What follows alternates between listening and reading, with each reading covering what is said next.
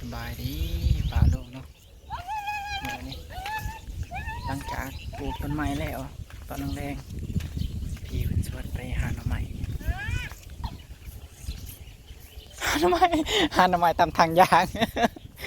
ที่ไรหน่อไม้อยู่ฮะยอดกระถินนี่มันเป็นนั่นนะนี่ดูเลยหมอกหอยขังที่น้องไปหาหอยครับมันเป็นคนละภาคนะเอ้ยเอาพุ่นออกมาต้นช่องเท่านั้นมักเจาะเมียวกับสังกับมาไปใช้ก็ไปนำใช่ไหมเราไปใช้เลย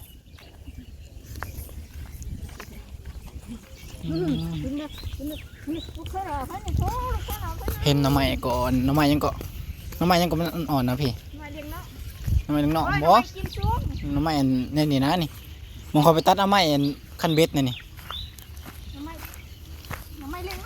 เออบ้านเขาห้องไม่เลี้ยงน้องกูไปหาหน่อไม้แต่จะเอาโคมไปเลี้ยงแล้วทำเลยโอ้มันมืดเลยตาดิต้นลุงนะเมื่อแต่จมว่าอยากแล้วไปเราจะเหมือนเราดูจะกินกับปูอยู่พี่แกงเห็ดเนี่ยเฮ็ดมาเบิ่งเฮ็ดนี่ใช่เห็ดอันนั้นจะมันเท่าแล้วเห็ดก่อบ่แม่นบ้าเห็ดม่วงนี่เห็ดม่วงมันจะนี่เก๋แล้วแก่ในเส้นมันอยู่ในต่อมันให้แบบไปแก่มันเอาจะยาวบ่เนี่ยอยากได้อยู่ได้ไปเสกแกนเอาไหมอ่อนเลยแกงใส่กระปูเด้อพี่เด้อเอาใส่กระปูนะยานางมันอึดใช่เอากินนี่ว่าอึดอันนี้บ่ยานางนะบุญหูจักบ่ยานางนะขีดมะเขือสมลมจีบกละแกยานางเด้นี่นะยานางท่านตีไส้มาเก็บสิได้ยุมามองนี่แล้วคันมากะบอกสมมติว่าไส้มาด้วยที่บุบอกจักแล้วบุหูบ่ยานางได้อีนี้เอาเค้นอยู่ตลอดแม่นบ่ยานางเอาลายอยู่ใส่ตู้เย็นไว้มันอยู่ใกล้อยู่เป็นกิโลหลายโอ้ยใส่ตู้เย็นไว้ก็ก็คืออยู่ห่างไกลกันใส่เลยลูกพ่อใหญ่เราไปใส่เลยไปเบิ่งพ่อใหญ่หาหน่อไม้ใส่หน่อไม้กะหน่อไม้ก็หาง่ายๆไปลุงเลยหาขางๆเลยขางๆฟาร์มเห็นบ่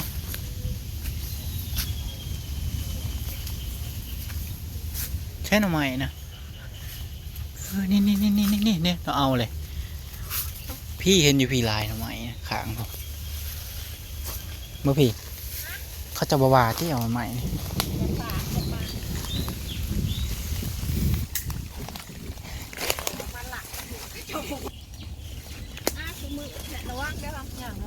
ระวังตีนโอ้จะเขาไอ้ผม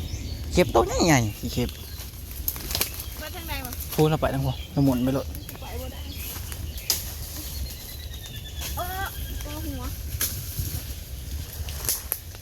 หน่อไม้เก่งเลยสิเก่งตัวแรงนี่นะนี่มาพี่ฮะ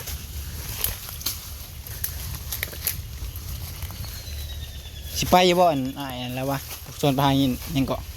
เธอสิไปเบิ่งมูเธอผู้ใดนะคนโต๊ะไปหาบ่ได้บ่ได้ไปยังอึ่งแล้ววะเฮ็ดยังไงเลยปลาตัวมันแก่แล้วพ้นตกห้ำนั่งวานนี่โอ้เสียดายเด้อพ้นตกห้ำวานหมกม่วงก็มีเลยหมกม่วงก็มีเขียวก็มีปุ๊แมวก็ได้นี่เอาเอ็นโกเนี่ยพี่อันทำไมไปแกงพี่เอ็นนี่โอ้ตัวใหญ่เราหายอยู่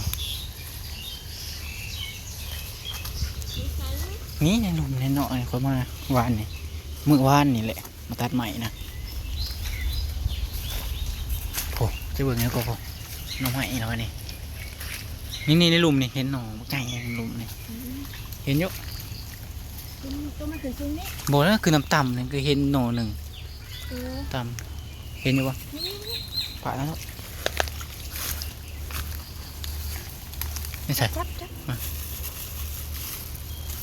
นั่นแหละใหญ่อย่างนั้นนะ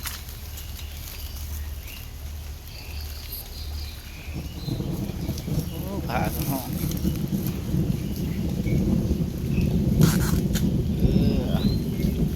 ผ้าบ่ผ้า อยู่พี่มันแบบเมียนะบ่ มันมีซ้ายนะ เออแต่ไม่เป็นบ้านเนี่ยว่าอยู่บ้านนะบ่กล้าเล่นโทรศัพท์หมดเลยมีสายหรอ ผ้าบ่ผ้าฮึบแตกมึนแล้วได้เฮา อยู่มีผ้าบ่ผ้า เดี๋ยวมีผ้าบ่ผ้า เออ ถ้ามันผ้าจึงบอกว่ามันผ้า เออ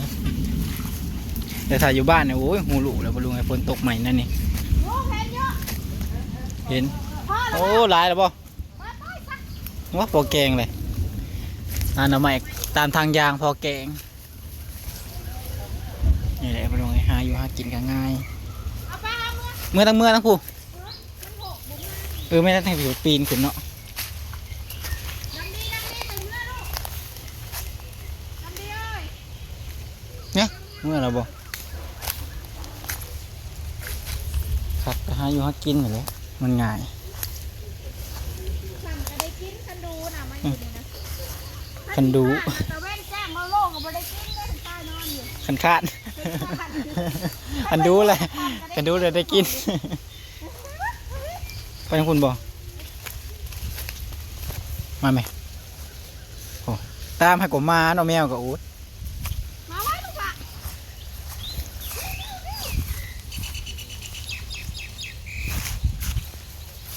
ก็กล้วยกระลายเด้ หรือว่ากระลาดได้ครับ ก็กล้วยกระลายมากล้วยหลายโอ้หลายสารพัดพักกินกับเนี่ยโอ้ยบ่เว้าเลยบ่ลงไง มากี่หูดให้บอก เห็นอยู่กกบ่เห็นกกใหญ่กกอยู่นี่ คนอื่นจะอยากนี่ก็มาขูนี่ ใบกะเพราก็มีขนาดอยู่กลางป่าได้นี่ อยู่ป่ายังมีเนี่ย อืม บักมี่อีกกับมี่นี่ ชุกแล้วบ่จักมาไอ้ บักมี่อีกเฮา ชุกแล้วบ่จักมันชุกน้อยได้พี่นี่ ใจ แม่นบ่เนาะโอ้ยยังแข็งอยู่ นี่นะนี่อยู่ลุ่มนี่แหละ บ่เห็นนะอันนี้ยังแข็งยังแก่อยู่ ปีกาเนี่ยมันเป็นหน่วยหนึงปีนี้มันเป็น2หน่วย โอ้ปีนี้เป็น3หน่วย ตามหน่อย ปีห สิ น้าเป็น4หน่วยดีละ ปีกายก็ได้กินอยู่บ่ปีกายนี่ ไปกินบ้าของเขา อย่างว่าปีกายนี่ก็ได้กินใช่แล้วพอใหญ่ ส่วน ไม่ใช่นะ ส่วนข้าเจ้าได้นี่ส่วนขยม เออ แต่เราก็ไม่ได้ห่วงดอกเราบอกกินโลดดอก อืม จักเราบอกเฮ้ยไม่ได้ฟันเนาะ ไอ้ดอกเราบอกว่าไข่ดอกเราบอกว่ากินรสก็ต้องว่าจะขวบไปเยี่ยงหออยู่มาแรงนี่มันหนามมันคือร้ายแท้ แม่รถเด้อมาห้ามยางทับทางเลี้ยวเขาไปทางแอบทางรถมาแม่อุ้มมา โอ้งามไม่เลยเขาเจ้าคือว่าแล้วทั้งพี่เขาเจะเห็นหน้าบ่ยากเวลาอันเกี่ยวเขาเจ้าใส่รถเนาะเขาวเดียวบ่ฮอดจมูกบ่ฮอดมือ ร ซ้ ถมันบ่มาเด้อลูกยางเอาบัดนี้โซนักไปเถอะหมูกระเบียอุ้มแล้ว ำง่ายปลูกดอกไม้มาปลูกอยู่พี่กกกิเล็กก็มีนี่เราแกงกิเล็กกันนอนในนี่ซะ ไม่หันเด้ กิเล็กกันได้ เขาเจ้าตัดนะบ่งามนี่เด้นะทำเนาะเรื่องงานพี่เด้อ ผู้พ่อใหญ่รับทันมาสับนั่นนะพ่อใหญ่แล้ววะ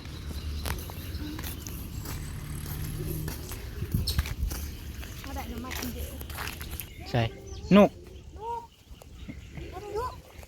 นี่บ่ มันจะไปมันจะนี่ น้ำอีกนิดอย่าใกล้ร้ายมัน ไปแล้วสองจับตัว อุ้ยน้ำอีกนิดลูก นุกก็คุ้นบ่ เดี๋ยวผู้มันอยู่ปลายผู้ทำได้นะ ใช่ นี่นะ เห็นอยู่นุกกระเทศคล้ายๆนุกกระเทศ น้ำขึ้นข้อมันโอ้ยผู้ ปะเขา ขาลุงกับลูกอยู่ใจ โอ้เห็นเลยไหมอยู่พง เหนื่อยไหม ฮะดูบ่ดู เดี๋ยว ว่า เดี๋ยวจุ่มมาอยากแกงหน่อไม้ถ้าไปหาเลยจ้ะ หาหน่อไม้ถือโคมมันนำอีก ก็มันขำดิ มันมืดละโอ้บ้านเฮาเนี่ยมืดเลยซ้ำนี่นะ คุณหนูใหญ่มือทันทีกับพ่อแก่ พอเลย แก่กับพ่อแซ่บ พักค้ากันซอกกรรม ไอ้กินมืดป้าตัว ขอบใจขอบใจ หน่อไม้หน่อไม้ ใจได้ได้พวกข้าวน้ำกันปะ โอ้เราหมุนป่า เด่น พ่อเก่งดิพี่ เราไปหาหายนะพ่ออันเดียวนี่ก็พ่อ อืม กล้วยจมบ่อยากเราไปหาเราได้ลุงแล้วใจดี ใจดี ไปไป เ เราใจดีฉันพ่อไม่ได้ค่ะ เออ